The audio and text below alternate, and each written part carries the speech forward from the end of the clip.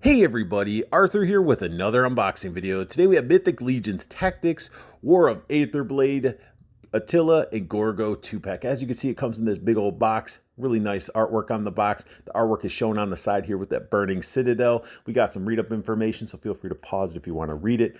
On the other side, there's some websites you got to check out. More of that awesome artwork. And then you got the factions, the two characters that you get represent.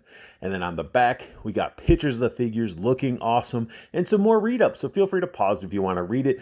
But let's go ahead and get these figures out of the box.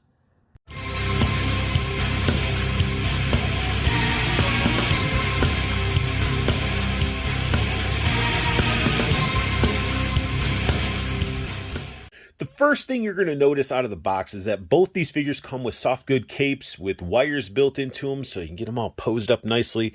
The smaller one is for Gorgo and the big one is for Attila. Both figures come with that classic Mythic Legion's belt. Attila comes with a really awesome looking shield representing Leodysseus faction to the fullest with that awesome lion, and this thing just looks awesome. If he was on the battlefield, you know he's important, and this shield can take a beating just for, like, look how thick that is. If this was all metal and stuff like that, he'd be a tank. And what's good is we got the little handle, and that little corncob pipe piece does come off, so you can adjust it. But when it's on there, be careful moving around. You don't want to snap off the little nipple. Attila does come with the sword, and it comes in a nice sheath that's gold with a silver tip. The handle looks awesome with the gold and the red strapping. And then, of course, the blade is all painted silver. Now, the sword was nice and all, but the Leossyr hammer is gorgeous. Look at the sculpt work in this hammer. He is going to be on a battlefield just crushing people. The paint work, the sculpt work, this thing is gorgeous and it's heavy. It looks like it can detach from the base. I didn't really try to because it's nice and snug, so I don't want that thing falling off at all. But the whole handle is gold, sculpt work throughout. This thing is a gorgeous piece and probably the main piece that I will have in his hands just because the sculpt work is just phenomenal. Continuing with that amazing sculpt work, we get two pauldrons with the exact same sculpt work on it, but we got the lion of Leodysseus represented on the pauldrons. I mean, if you're going to be the Leodysseus leader, the faction leader, you're going to be representing, and this thing looks beautiful. It's got like these little tassels there painted red, giving off almost like a Spartan vibe, but the pauldrons are just gorgeous.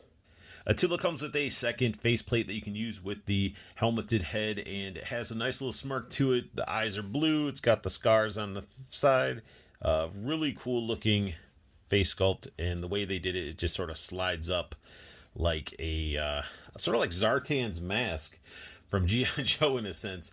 Like you could see how the other one is, how it's designed. It just sort of slides up into the helmet. Now, if you didn't want your Attila to have a helmet on, we do get a helmetless head. Yes, a completely separate head sculpt, so you can have him without his helmet, and he just looks badass. I love the scars on his face. And not only is it a separate head, we get a separate neck as well. It's a flesh neck instead of the armor neck to make it look more natural. He's got that little buzz cut around the sides and edges of his hair. The hair has a shading, like dry brushing to it. It is a really, really well done head sculpt. Here we have an up close look at Attila, and the head sculpt that comes with him equipped is just really awesome. It's stern. He's ready for battle. He's got his helmet on. The helmet looks really, really cool. Again, the sculpt work on this guy is phenomenal. It's some next level sculpt work, and he just looks like a badass. Now, when you're changing out the faces and stuff, it's almost like feeling like you're pulling out a fingernail. Like you just sort of slide it out and then you have to slide it back in. It's just a weird feeling. But the head sculpts and the face plates and stuff that you get with them is just awesome. His armor is just really well sculpted and painted. He's got a separate belt, not your typical brown belt, so you can put his actual sheath of his sword through it. It's got tons of paint work. Like these guys, when it comes to Mythic Legions and their named figures, you're going to get full-on paint, heavy paint, like washes to make the sculpt and the paint pop. It just looks phenomenal. All the rivets are painted. The gloves are painted and have a wash on them. Rivets are painted on the gloves. Like meticulous little details, like the chainmail underneath is silver.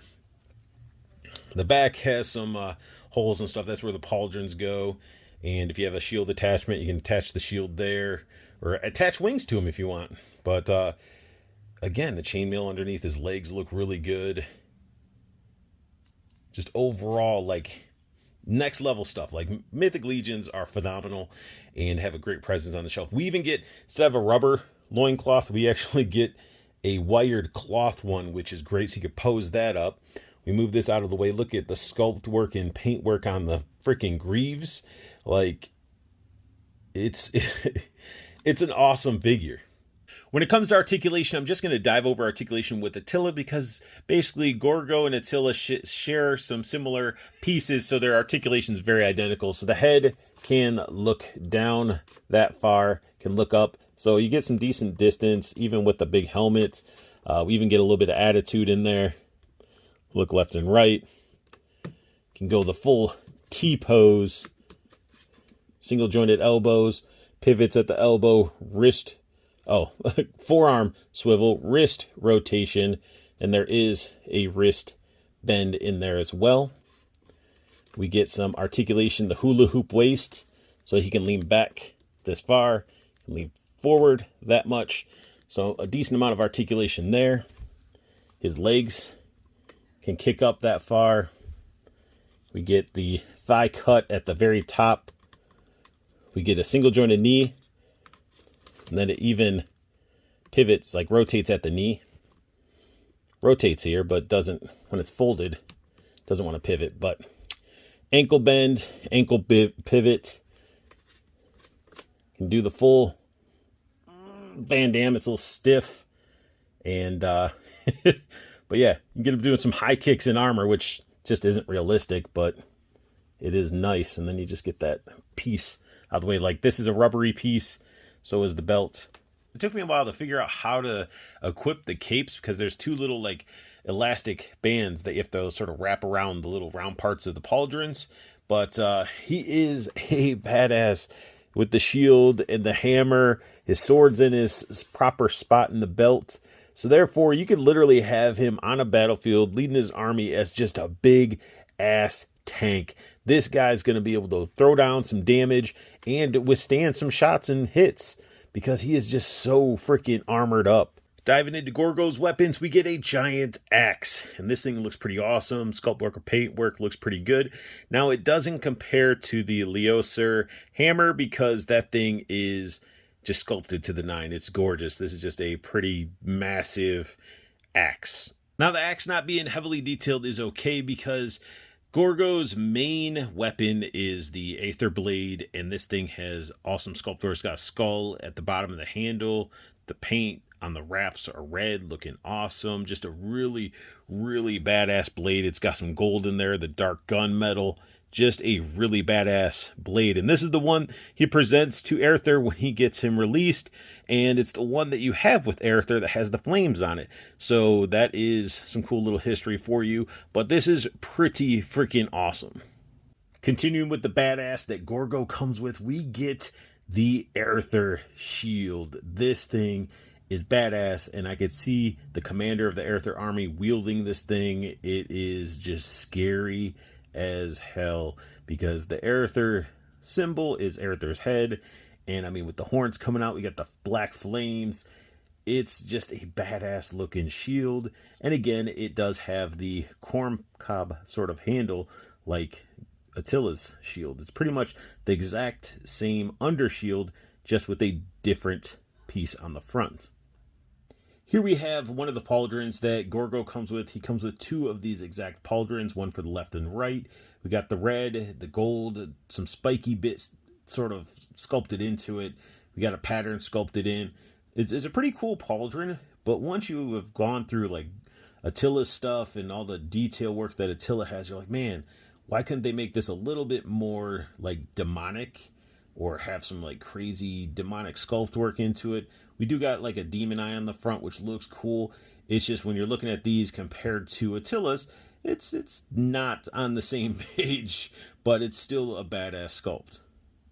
Here we have an up-close look at Gorgo, and he comes with a really cool looking head sculpt. The helmet looks pretty awesome. It comes with giant antlers that can be taken out. They actually port out. If you're familiar with Mythic Legions, if you have other things you can plug in there, you can.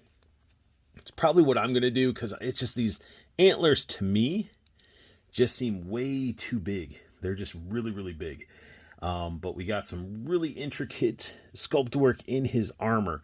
This is where he shines the most, in my opinion, is just like how much detail he has in the chest plate. Like, that is gorgeous. It has like little swirly spikes coming out on the edges, looking awesome. Now his arms, these are all used with Attila as well. They're just painted differently, look really good. And then we get a different loincloth, sculpted and painted differently as well. See the gold trimming goes all the way around. And then his legs. The legs are the same thing that we get with Attila. So just painted differently. Gold rivets. He's just very, very awesome. Now, he doesn't come with any separate head sculpts or anything like that because nobody knows what he is underneath that helmet. It's a mystery, so he keeps this helmet on, I guess almost like a Mandalorian.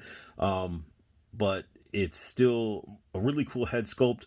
I'm just wishing we got something else besides these antlers because, again, they're just really, really massive. Like, look at that. Like, if we take them out, look at how massive those antlers are.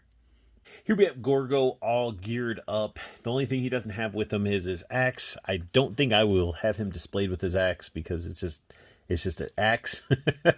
But you can get some good shots with him using it. But this is my ideal setup with him, using the shield and then the Aetherblade, and it just looks awesome. Now, the capes themselves, they don't really come with directions on how to attach them. When it comes to Gorgo, he has basically, you got to plug one of the straps around here. It's a bigger strap, and you plug it in, and then the other one hooks on to a little piece of his armor underneath there. They look like little hooks when I did the up close shot of him, but that's how you hook it up for 2 points on Gorgo, 1 point on Attila. But this figure definitely looks badass. I'm not feeling the antlers. They just seem way too big. I might have to change them out for some horns or something, but the figure is pretty badass. When it comes to Attila and Gorgo, these figures are pretty badass. I do wish Gorgo came with more of a demonic style armor, but again, I can't hold it against the Four Horsemen because this is a character that's been designed already, and they already had a 1.0 figure of both of these characters. So the revamped versions definitely look awesome, and they definitely are going to have that great shelf presence. I just love this like good versus evil setup. And honestly, I got the 2-pack mainly for Gorgo because I wasn't going to overly pay for the 1.0 version because secondary market on that figure was ridiculous. And then when I got this, I was like, maybe I can sell him separate, make up the difference in the cost. But instead, I went down the Leodysseus faction rabbit hole and ended up started building his army. So now I collect 2 factions, the Leodysseus and the Arethyr faction, which is awesome. So I got the commander of the Arethyr faction, and then I got the leader of the Leodysseus faction, and the figures are just awesome. I like them a lot. They're fun to pose around. They're going to have a lot of figure photography potential and shelf presence. Couldn't be happier with this set, and the wait was well worth it in my opinion. And that sums up my unboxing and review of Mythic Legion's War of Aetherblade, Attila and Gorgo 2-pack. If you guys are enjoying my content, hit that like button. New to my channel, hit that subscribe button as it helps the channel evolve and grow. Hit the silver bell notification so you know when I post up a video and when I go live for State of the Art every Wednesdays, 7:30 p.m. Eastern.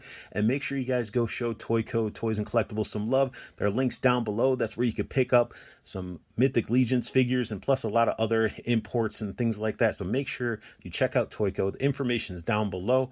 And most importantly, I want you guys to have the best luck hunting, keep on collecting, and have a beautiful day.